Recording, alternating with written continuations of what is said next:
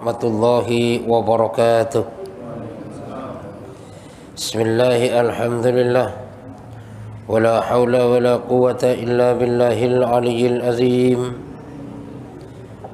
Ashhadu an la ilaha illallah wahdahu la syarika lah.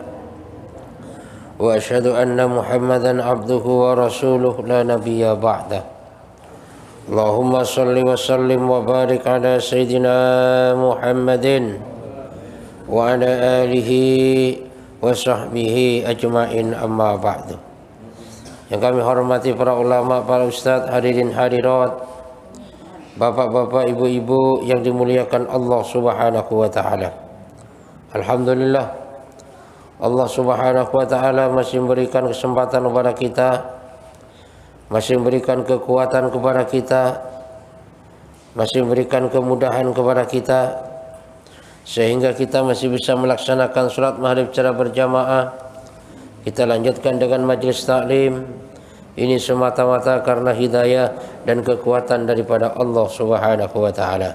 Maka mudah-mudahan seluruh ibadah yang kita lakukan diterima oleh Allah Subhanahu wa taala, menjadi sebab dosa kita diampuni oleh Allah, menjadi sebab dosa orang tua kita, mertua kita, keluarga kita, guru-guru kita, orang kampung kita, bahkan umat seluruh alam diampuni oleh Allah, menjadi sebab selamat daripada api neraka dan masuk surga tanpa dihisab oleh Allah Subhanahu wa taala.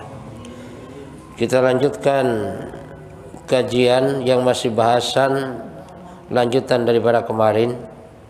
Bismillahirrahmanirrahim. Qala musannifur rahimakumullah, bahwasanya bahasan kemarin tentang masalah barang siapa yang banyak ingat akan kematian, maka akan diberi 3 kemuliaan oleh Allah. Yang pertama, mempercepat daripada taubat. Yang kedua, qanaah dengan rezeki yang diberikan oleh Allah. Dan yang ketiga, rajin beribadah. Begitu juga sebaliknya, di saat seseorang ini lupa akan kematiannya, maka akan ditimpakan 3 bencana oleh Allah Subhanahu wa taala. Yang pertama, memperlambat daripada taubat. Yang kedua, dia tidak bersyukur, tidak qanaah dengan apa yang diberikan Allah Subhanahu wa taala. Dan yang ketiga, dia akan bermalas-malasan dalam ibadah. Ini bagi orang yang tidak ingat akan kematian. Makanya mudah-mudahan kita semua diberikan oleh Allah Subhanahu wa taala perasaan selalu ingat akan kematian. Karena dengan kita banyak ingat akan kematian, maka akan mempercepat daripada kita bertaubat. Kita akan banyak istighfar tiap hari. Kita akan menerima dengan apa yang telah diberikan oleh Allah Subhanahu wa taala, dan kita akan mudah untuk melaksanakan daripada yang namanya ibadah dengan istiqomah. Ini apabila banyak ingat akan kematian. Tapi di saat sudah lupa akan kematian, maka tobatnya ditarik-tarik. Dia nggak merasa bahwasanya waktu semakin hari semakin berjalan. Dia nggak merasa bahwasanya umurnya semakin hari semakin pendek. Jadi taubat dientar-entarin, entar aja dah kalau tua. Ya kalau nyampe tua, kalau enggak. Dan di samping itu, dia juga tidak bersyukur dengan apa yang diberikan oleh Allah. Padahal orang sekelilingnya itu sudah ngiler ngelihatnya, sudah wah. Cuman dia merasa masih kurang terus, merasa masih sedikit.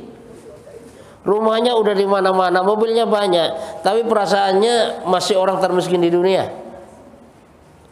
Dan yang ketiga, yaitu dia akan malas-malasan dalam ibadah.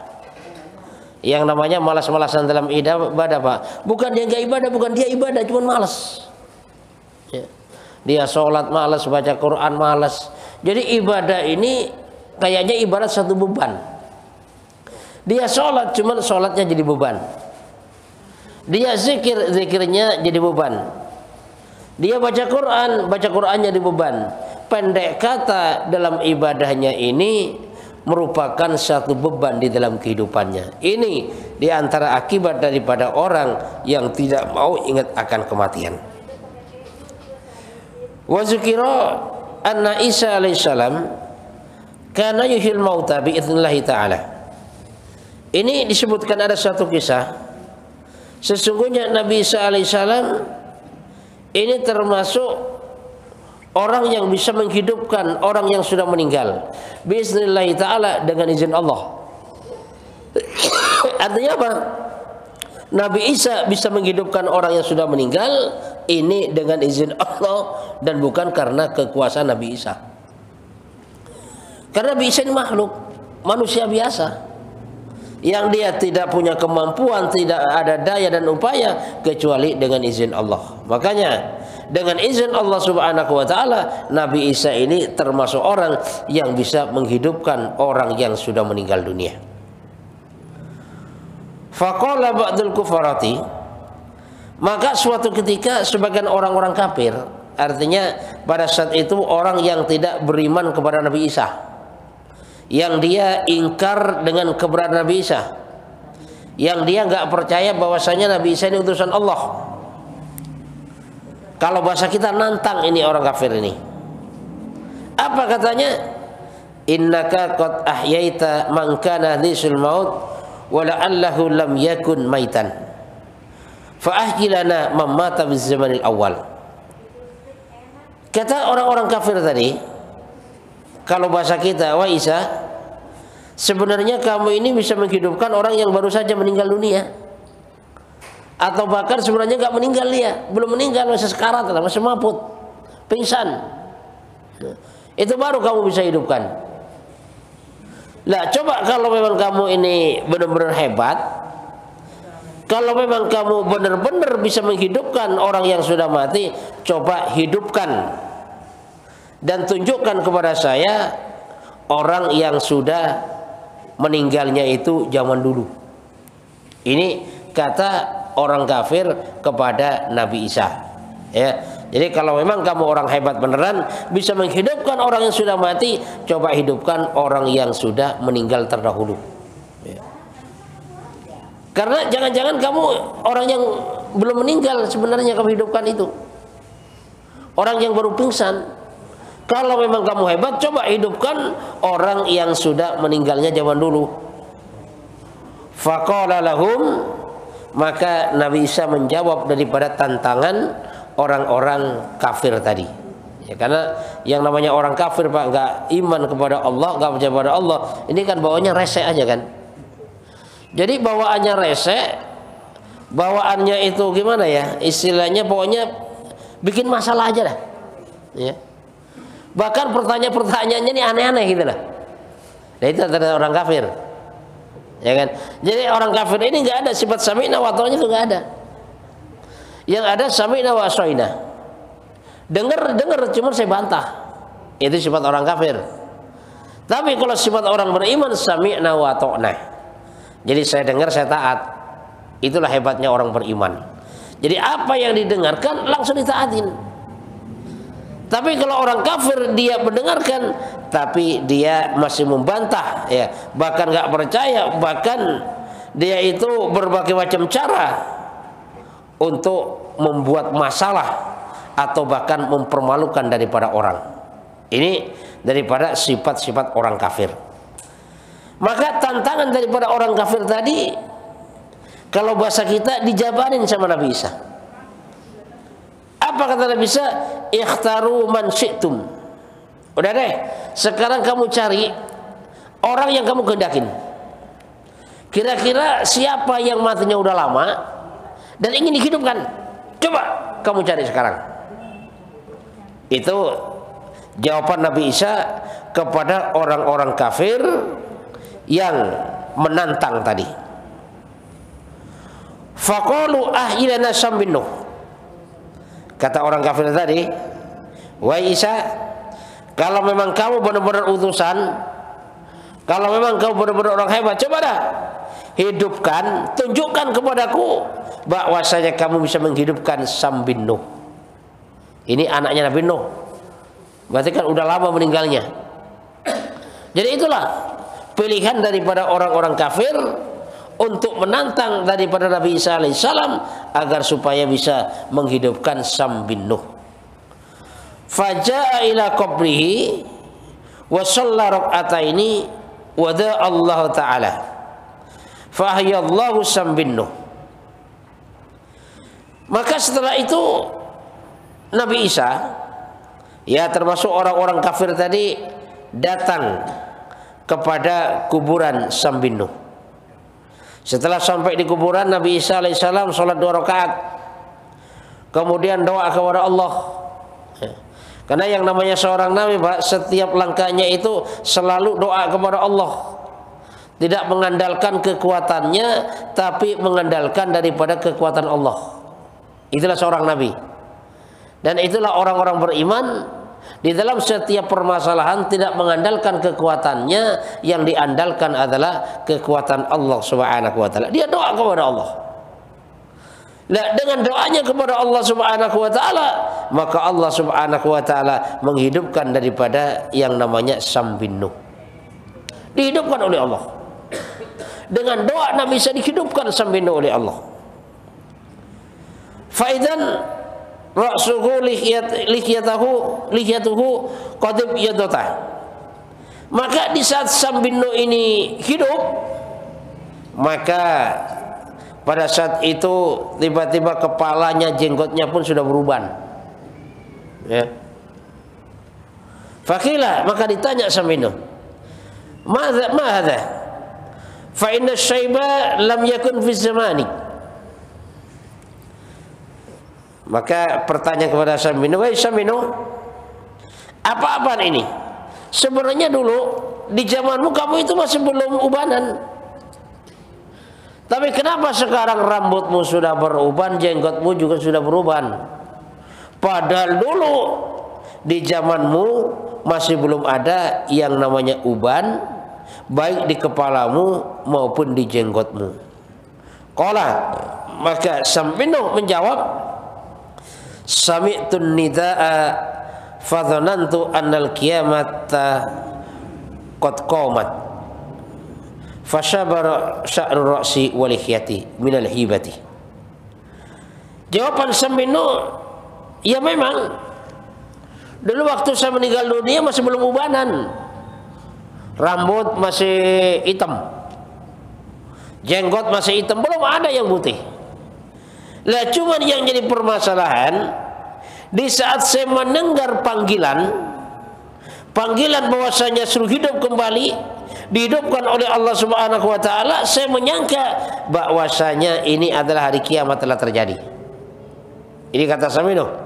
Jadi dia menyangka bahwasanya hari kiamat terjadi, maka saya langsung beruban, baik kepala saya, rambut saya maupun jenggot saya, karena saking takutnya kalau memang hari kiamat benar-benar terjadi.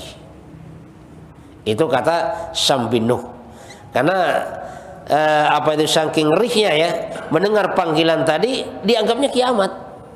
Makanya dia ketakutannya, dia gemetaran, sampai akhirnya rambutnya beruban, jenggotnya pun beruban. Ini saking takutnya kepada yang namanya hari kiamat. Fakila, maka ditanya, mentukam anta majitun. Wahai Sambin Nuh, sejak kapan kamu meninggal dunia? Qala mundu arba'atu alafin sanatan wa ma dhahabat anni sakaratul maut. Bahwasanya saya meninggal ini sudah 4000 tahun. Tapi ternyata sakitnya daripada sakaratul maut sampai sekarang ini masih belum hilang. Itu kata Sambin Nuh, ya. Udah 4000 tahun meninggal dunia, tapi ternyata sakit daripada sakaratul maut ini masih belum hilang, masih terasa. Ya. Karena sakaratul maut itu sesuatu yang sangat luar biasa, dicabut nyawanya, Pak. Nah, makanya kalau orang beriman saat pencabutan nyawa itu ibarat istilahnya rambut dalam tepung. Tapi kalau orang nggak beriman, ibarat mencabut duri dalam daging. Jadi duri dimasukin daging, dicabut, Pak. Kenapa orang beriman merasakan bahwasanya pencabutan nyawanya itu seperti rambut dalam tepung? Karena terpesona dan terlena dengan keindahan daripada surga. Makanya saat orang-orang beriman meninggal dunia, Saat sakaratul maut udah ngap-ngapan di tenggorokan ini nyawanya, maka ditampakkan oleh Allah Subhanahu wa taala sebelah kanannya, yaitu surga dengan segala kenikmatan. Terpesona dengan keindahan surga dan segala kenikmatannya, yang akhirnya dicabutnya daripada rohnya, nyawanya, ini tidak merasakan apa-apa. Kenapa? Karena terlena tadi dengan keindahan ibadah surga. Ya, contohnya kan gini aja, Pak. Waktu itu Nabi Yusuf alaihissalam itu disuruh keluar oleh Zulaikha. Di tengah ibu-ibu yang pada saat itu dikasih satu pisau dan satu buah. Di saat Nabi Yusuf itu keluar, ternyata ibu-ibu ini terpesona dengan ketampanan Nabi Yusuf, sehingga waqata'na aydiyahunna, mereka itu memotong daripada jari-jari mereka. Jadi bukan buah yang dipotong, tapi jari-jari mereka yang dipotong. Tapi kenapa mereka tidak merasakan jarinya terpotong? Karena terlena dengan ketampanan daripada Nabi Yusuf alaihissalam. Itulah ibaratnya orang-orang beriman, walaupun pedihnya, sakitnya daripada yang namanya sakaratul maut, tapi karena terpesona dengan keindahan surga, maka dicabutnya nyawa ini tidak merasakan. Beda dengan orang yang tidak beriman. Kalau orang tidak beriman ini merasakan sangat luar biasa. Duri tancapnya dicabut, Pak. Atau bahkan ibaratnya apa itu, mencabut bambu yang nyungsang. Dicabut dengan kekuatan yang sangat luar biasa. Bahkan dalam satu keterangan ada juga apa itu, bahwasanya sakitnya kematian ini ibarat kambing dikulitin itu 3000 kali lipat. Ini sakitnya yang namanya kematian. Dan memang ini sifatnya gaib. Jadi walaupun yang mau meninggal ini sebelah kita, kita nggak merasakan, tapi dia yang merasakan. Dan ini memang sifatnya gaib. Udah kita nggak tahu kita. Yang tahu hanya Allah dan dia yang merasakan. Nah, makanya pada saat itu perjuangan yang sangat luar biasa, ya kan? Perjuangan yang sangat luar biasa bagi orang yang menghadapi daripada sakaratul maut, karena pada saat itu yang jelas dia merasakan penderitaan yang sangat luar biasa. Ya memang kalau yang di sebelahnya cengengesan kadang-kadang, ya, ngobrol ngalor ngidul, padahal orang yang sedang sakaratul maut itu merasakan sesuatu yang sangat dahsyat, yang sangat luar biasa. Makanya kalau orang-orang yang tidak beriman kepada Allah Subhanahu wa taala, diterangkan dalam kitab Daqiqul Akhbar ini, jadi malaikat maut ini datangnya dengan muka yang jelek, muka hitam, baunya busuk, dan kasar banget, ngebentak-bentak. Bahkan pencabutannya nyawanya dibuat mainan, ini kasar banget. Lah inilah bedanya dijemput sama dicabut. Ya. Bedanya dijemput sama dicabut. Contoh gini aja, Pak. Misalnya ada orang dijemput polisi sama dicabut itu beda, Pak. Misalnya si A mau dapat penghargaan dari istana, dijemput sama polisi. Maka sebelum polisi datang udah siap-siap dia, udah dandar macem-macem. Bahkan polisi sebelum masuk rumah dia udah keluar duluan dia. Kenapa? Karena saking senangnya dijemput mau mendapat penghargaan. Tapi beda dengan orang yang dicabut. Orang yang dicabut pesakitan, Pak. Sama-sama polisi yang datang, tapi polisi yang datang sangar, rambutnya gondrong, mukanya hitam kadang-kadang, ya kan? Dia ngumpet diburu, bahkan ditembak duluan. Kenapa? Karena sebagai pesakitan dia dicabut, bukan dijemput. Sehingga keluar daripada rumah pun itu harus dipaksa. Itulah sama halnya seseorang kalau dijemput dan orang yang dicabut, ini sangat beda sekali. Nah, makanya mudah-mudahan kita ini termasuk besok golongan daripada orang-orang yang dijemput, ya. Sehingga kalau kita golongan dari orang yang dijemput, Pak, Masya Allah, ya, Makanya roh ini akan sendirinya dengan keluar karena terpesona dengan keindahan surga, dan kita udah merasakan kangen ingin bertemu dengan Allah Subhanahu wa taala. Wa yuqalu ma min mu'minin yamutu illa wa qad uridat alaihi al-hayat war ruju' ila dunya faikrah lamma laqiya min syiddatil maut illa syuhada. Bahwasanya orang yang beriman kok seandainya ditawarkan, yang sudah mati maksudnya, orang beriman ditawarkan lagi untuk bisa hidup dan kembali ke dunia, maka dia akan menolak. Kenapa dia menolak? Karena dia takutnya menemui daripada dahsyatnya kematian. Ya. Jadi orang beriman yang sudah meninggal dunia ditawarkan, gimana kamu mau nggak hidup lagi? Maka dia nolak, nggak mau hidup lagi dia. Kenapa? Karena kalau hidup lagi suatu saat akan menemui daripada kematian. Dia sudah merasakan bagaimana dahsyatnya sakitnya daripada kematian, sehingga walaupun ditawarkan untuk hidup lagi, maka dia akan menolak untuk hidup lagi. Kan? Illa syuhada, kecuali orang mati syahid. Kenapa orang mati syahid? Fainahum lam yajidu syiddatan fayatamannawna ar-ruju'a likay yuqatalu saniyan fayuqtalu saniyan. Karena kalau orang-orang yang mati syahid ini, dia tidak merasakan bagaimana pedihnya, sakitnya, penderitaan daripada yang namanya kematian. Maka orang-orang yang mati syahid menginginkan agar supaya dikembalikan dunia, kemudian terbunuh kembali dan terbunuh untuk kedua kalinya. Ini orang yang mati syahid. Artinya apa? Artinya orang yang mati syahid ini adalah orang yang tidak merasakan bagaimana dahsyatnya dan pedihnya daripada yang namanya kematian. Tapi kalau bukan orang mati syahid, orang beriman nih ya, ditawarkan nggak akan mau, Pak. Karena tadi itu takut nanti kalau bertemu lagi dengan yang namanya kematian. Nah, makanya ini termasuk ya merupakan satu peringatan bagi kita bahwasanya yang namanya kematian ini pasti akan terjadi kepada siapa saja. Pasti akan terjadi kepada semuanya yang hidup. Dan kita nggak tahu, itu urusan Allah. Kapan terjadinya kematian itu urusan Allah, kita nggak tahu. Yang penting intinya kita hidup ini dihidupkan oleh Allah, dan kita mati pun dimatikan oleh Allah.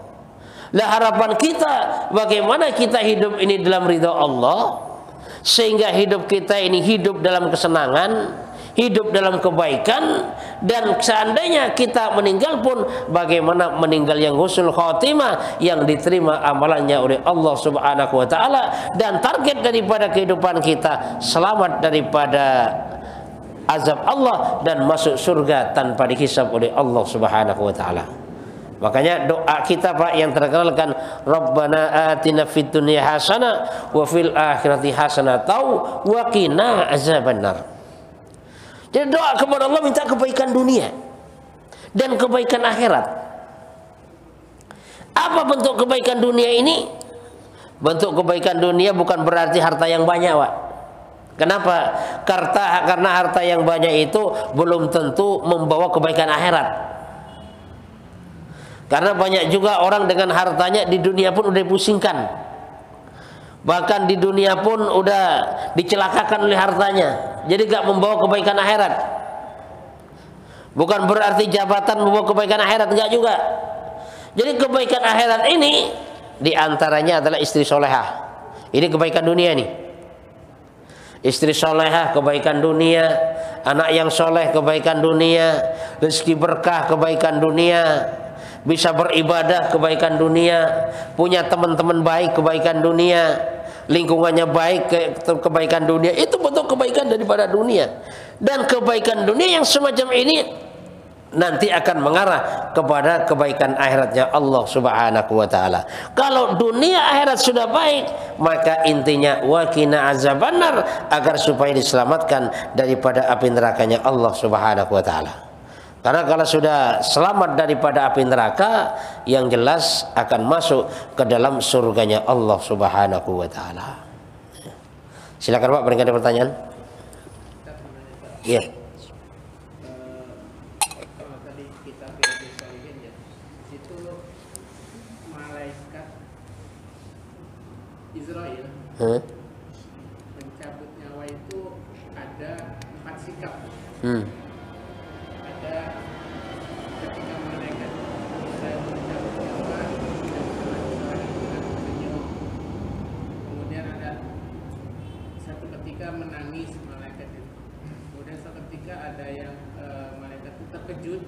Dan yang keempat itu adalah malaikat itu kaget. Empat macam itu. Yang jadi pertanyaan saya adalah hukum daripada eksekusi mati itu. Ya gini, kalau kita bicara masalah eksekusi mati itu kan ada istilahnya kisos Pak, hukum kisos. Ya. Walil kisosi hayatun, dalam kisos itu ada penghidupan. Nah makanya kalau eksekusi mati hukum kisos itu yang jelas di situ harus sesuai dengan hukum agama, harus sesuai dengan hukum syariat siapa yang berhak dihukum kisos menikmati. Ya. Misalnya membunuh dihukum membunuh, jadi seimbang hukuman itu. Mencuri dipotong tangan.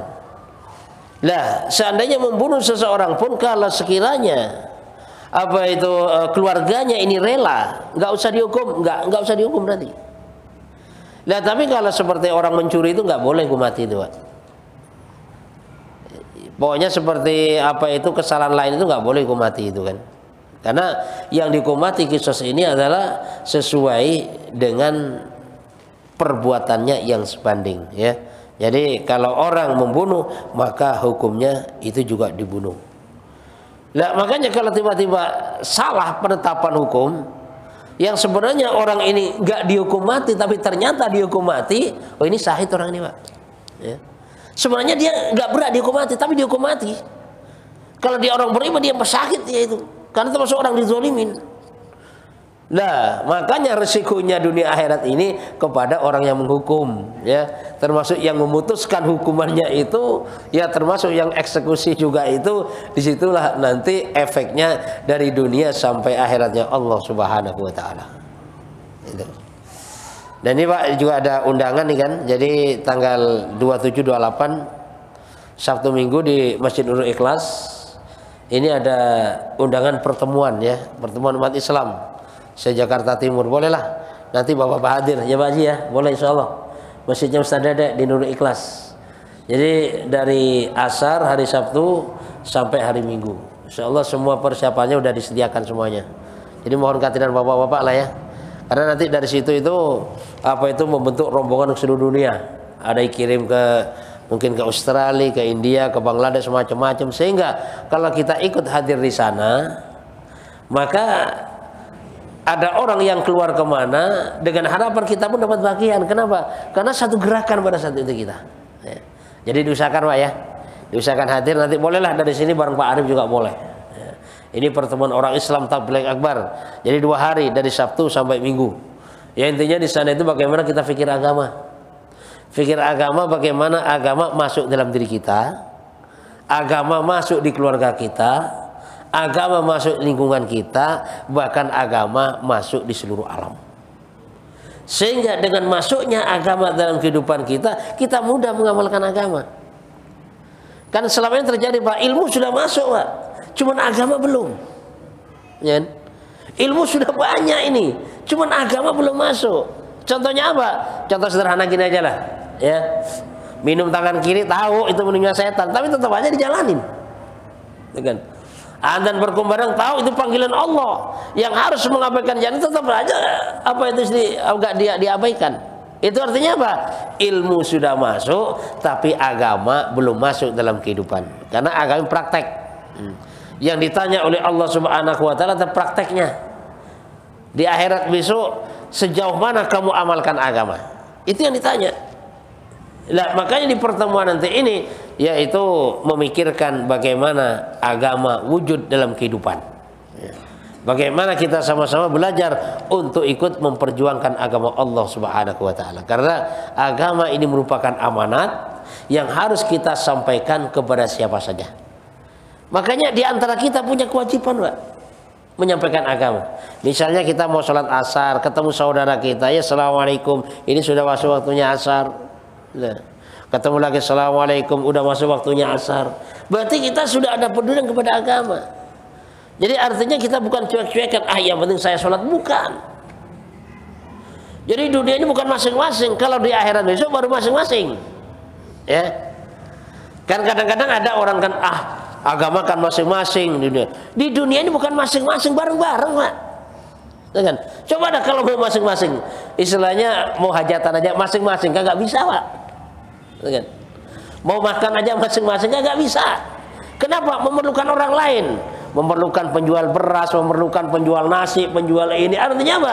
Di dunia ini kita nggak bisa masing-masing. Nah, kalau nanti di akhirat kelak, baru disitulah kita hidupnya masing-masing. Sehingga anak udah nggak kenal kepada orang tuanya, orang tua udah nggak ngurusin anaknya, saudara udah nggak kenal, karena pada saat itu hidupnya masing-masing. Tapi saat kita di dunia ini, maka hidupnya kita adalah sama-sama. Ya, saling ingat mengingatkan, bukan hidup yang masing-masing, saling bantu membantu. Terutama urusan apa? Terutama urusan agama. Karena agama ini yang akan kita bawa dunia akhirat, ini agama. Ya kan? Makanya banyak orang dikecewakan oleh anaknya karena anaknya nggak paham agama. Nah, banyak orang yang dibahagiakan oleh anaknya padahal bukan orang kaya, bukan, orangnya miskin. Cuman karena anaknya taat agama, maka orang tuanya dibahagiakan. Di dunia pun udah dibahagiakan, apalagi di akhirat. Ya. Orang tuanya sakit, dilayanin. Bagaimana orang tuanya ini diservis dengan habis, gak pernah gementak orang tuanya. Ini anak yang paham agama. Ya. Paham agama itu bukan berarti dia harus jadi ustadz, bukan, Pak. Bukan harus ilmunya tinggi, bukan. Paham agama itu memang dia paham ajaran agama dalam kehidupan sehari-hari. Makanya misalnya sekolah SMP sorenya ngaji, SMA ngaji, kuliah ngaji. Sehingga apa? Sehingga walaupun dia menjadi insinyur, tapi insinyur yang paham agama. Dia jadi polisi yang paham agama. Ya, makanya saya ada teman anaknya polisi. Paham agama ini polisi. Saat orang tuanya meninggal, yang talqin, Pak, ini anaknya yang polisi nih yang talqin. Yang mandiin anaknya yang polisi nih mandiin. Propos pada saat itu dia. Bahkan yang ngafal, yang jadi imam sholat, anaknya, Pak, yang polisi ini. Yang turun ke liang lahat, anaknya yang polisi ini. Kenapa? Karena polisi tadi ini paham agama Allah Subhanahu wa ta'ala. Jaga, dia paham bagaimana memperlakukan orang tuanya. Tapi di saat anak itu nggak paham agama, Pak, Masya Allah, kita anggap ngapa, ditalkin maka agak dibiarin, disyuting, Pak, kadang-kadang. Ya, orang tuanya waktu ngapa di videoin, kan? Orang tuanya waktu dimandiin nggak ikut mandiin.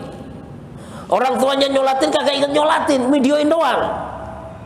Bahkan orang tuanya dimasukin ke liang lahat, seharusnya anaknya yang menidurkan, ternyata orang lain, dan anaknya cuma sibuk videoin.